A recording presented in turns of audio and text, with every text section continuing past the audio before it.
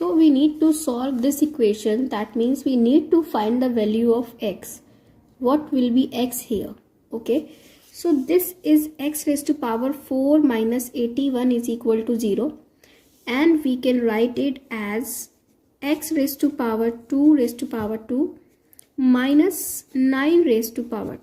We can write it as this because we can use this formula that a square minus b square is equal to a minus b, a plus b. Whenever we need to solve bigger equations, big powers here, so what can we do? We can just split the powers and we can use this formula.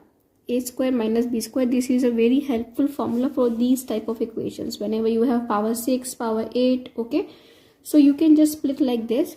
So this will be x square raised to power 2 minus 9 raised to power 2. A square minus b square. This is a, this is b. What is a square minus b square?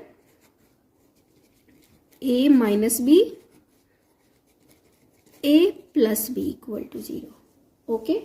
So we say either,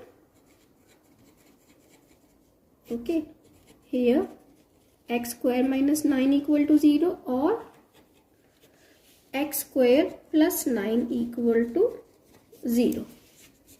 Okay. So x square minus 9 equal to 0 means x square equal to 9 and x is equal to plus minus 3. Okay.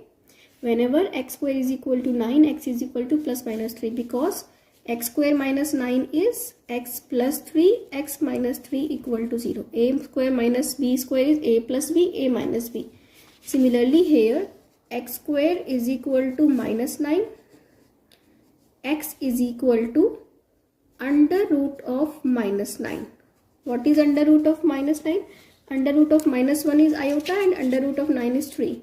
So 3 iota plus minus 3 iota. Whenever we remove under root like this, we get two values, x is equal to plus minus 3 iota.